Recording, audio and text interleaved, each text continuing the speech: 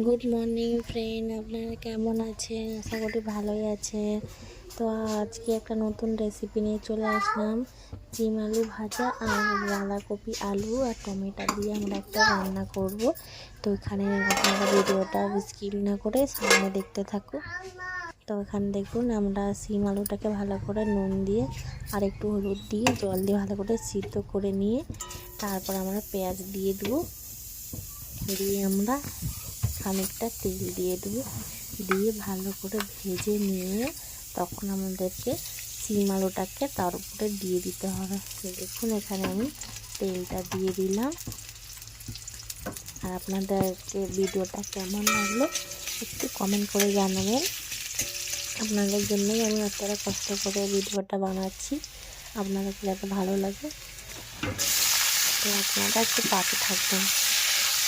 তো দেখতে পাচ্ছেন এখানে আমাদের পেঁয়াজটা ভালো করে আমাদের ভাজা হয়ে গেছে। তার সাথে একটা শুকনো লঙ্কাটা দিয়ে দিয়েছি, ভালো লাগবে।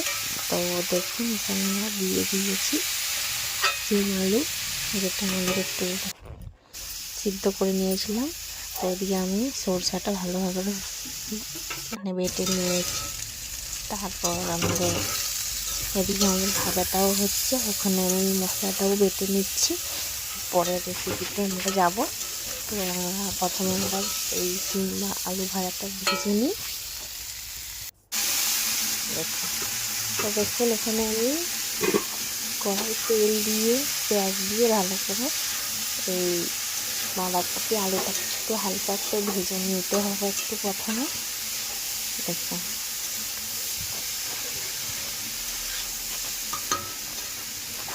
এখানে আমাদের ভাজা হচ্ছে, দেখতে পাচ্ছেন। তারপর আমরা একটু নুন দিয়ে দেবো। দেখুন, নুন দিলে মানে ভিতরে যে জলটা বেড়ে যাবে বাইরে। আমরা কিছুক্ষণ একটু ঢাকা দিয়ে দেবো। দেখুন এখানে আমাদের ভালোভাবে জল ছেড়ে দিয়েছি বাঁধাকপি দিয়ে। এই দেখুন এখানে আমাদের রান্না হচ্ছে। আজকে আমি গ্যাসে রান্না করতেছি। দেখুন আপনাদের দুপুরের মেনু কী হলো কমেন্ট করে জানাবেন। দেখুন আমি সরষা বাটাটা দিয়ে দিয়েছি।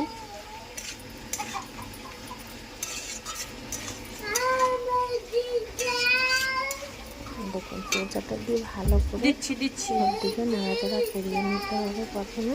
তারপর আমরা একটু হলুদ গুঁড়ো দিয়ে দিয়েছি পরিমাণ মতো।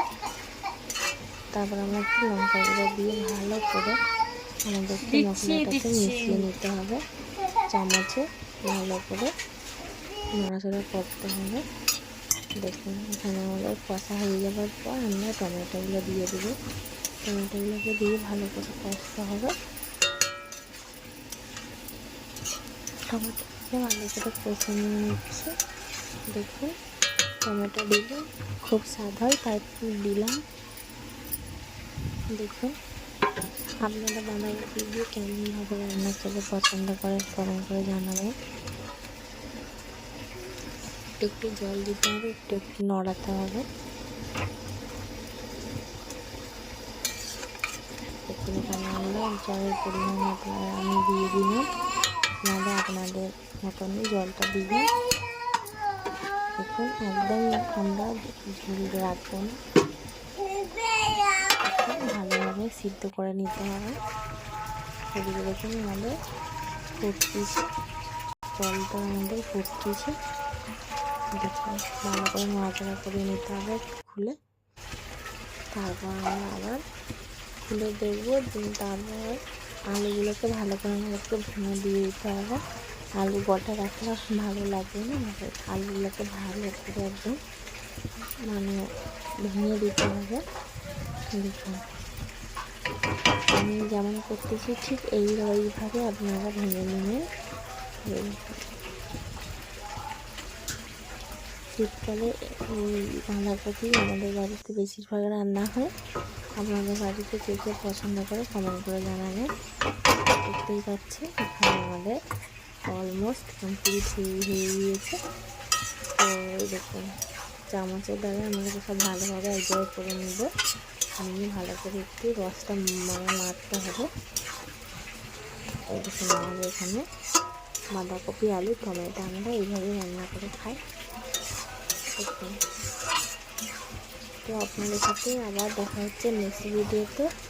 আমার পাশে দাঁড়াবেন একটু, অন্যদের দেখার সুযোগ করে দেবেন, নতুনরা একটু ফলো করে নেবেন। পরের ভিডিওতে দেখা হচ্ছে। ভালো